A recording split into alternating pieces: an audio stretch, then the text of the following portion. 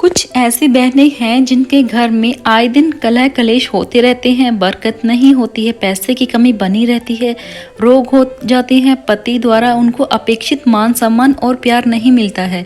अगर आपको भी इनमें से कोई एक समस्या है तो आप इस वीडियो में बताई गई बातों को ध्यान से सुने व खुद के जीवन में देखें कि इनमें से कोई गलती आप तो नहीं कर रही हैं। उससे पहले आप वीडियो को लाइक शेयर कर दीजिए ताकि आपकी वजह से किसी और का जीवन संवर सके वे उनसे भी ये गलती न हो। तो ऐसे कौन से काम हैं जो एक औरत को, एक विवाहिता को खड़े होकर नहीं करने चाहिए? ये है वो काम। तो सबसे पहला काम जो है एक विवाहिता के लिए है, वो शास्त्रों में वर्णित है कि एक विवाहिता स्त्री के लिए उसके 16 श्रृंगार में सिंदूर सबसे अधिक महत्वपूर्ण होता है। अतः बहुत सी माताओं बहनों को इसके लगाने की सही विधि ही पता नहीं होती है। अधिकांश महिलाएं बहनें खड़े खड़े ही सिंदूर भर लेती हैं, जो कि बिल्कुल अनुचित है। यह आपको सिंदूर हमेशा बैठकर ही लगाना चाहिए। इसके लिए आप कोई आसन, कुर्सी का प्रयोग कर सकती हैं। खड़े होकर सिंदूर भरना अच्छा नहीं माना जाता है। और हाँ, सिंदूर भरते समय आपको दिशाओं का भी ध्यान रखना है। या तो आप ईशान कोण की तरफ मुंह करके सिंदूर भरेंगे या पूर्व दिशा की ओर मुख करके अपने सिंदूर को भरेंगे, तो आपके सौभाग्य में भी वृद्धि होगी और आपके पति का मान सम्मान और प्यार आपको मिलता रहेगा। तो अब जो आपसे गलती होगी उसका कोई नहीं, अब आपको पता चल गया है, तो इस बात का आप आगे से ध्यान रखिए। और सिंदूर लगाते समय, जो कि सबसे महत्वपूर्ण कार्य माना गया है, उसको लगाते समय ये बात अवश्य ध्यान रखें कि अब आप खड़े होकर ही सिंदूर ना भरें। जब तसल्ली हो आराम से तभी आप ये काम करें। अब हमारा दूसरा जो काम है वो होता है कंघी करना।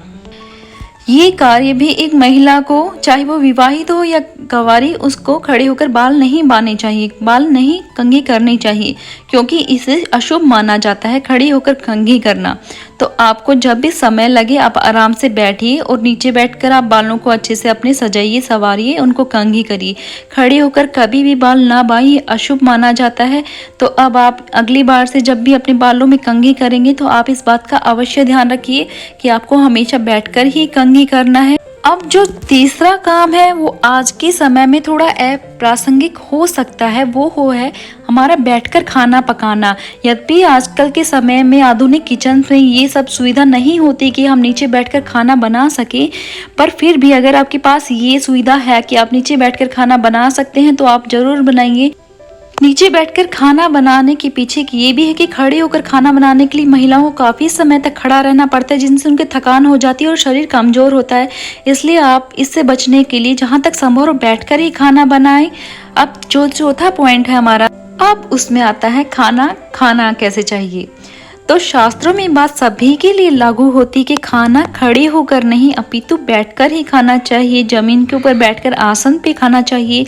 परंतु घर की धुरी यानी हमारी महिलाओं के लिए विशेषकर ये बात लागू होती है, क्योंकि खड़े होकर खाने से उनको सही से पोषण नहीं मिलेगा और वो अच्छे से भरपेट भी नहीं खा पाते। कि जो महिलाएं होती हैं वो हमारे घर की दूरी होती हैं, और अगर वो इस तरह से खड़े होकर खाना खाएंगी तो वो झूठे हाथ जो होते हैं वो कहीं पे भी लग सकते हैं। इससे माँ लक्ष्मी भी अप्रसन्न होती हैं। तो अपने स्वास्थ्य की चिंता आपको स्वयं ही करनी है। अच्छे से बैठकर खाना खाइए, समय से खाना खाइए और अच्छे से अपना स्वास्थ्य का ध्यान रखिए। यदि आप स्वस्थ होंगे तो घर के बाकी सदस्य भी स्वस्थ होंगे। वीडियो को लाइक और शेयर जरूर कर दीजिए जिससे किसी और का भी भला हो। तो मैं आशा करती हूँ आपको मेरी बातें अच्छी लगी होंगी, जानकारी अच्छी लगेगी, तो आप लाइक कीजिए, शेयर कीजिए, औरों के साथ भी साझा कीजिए। धन्यवाद।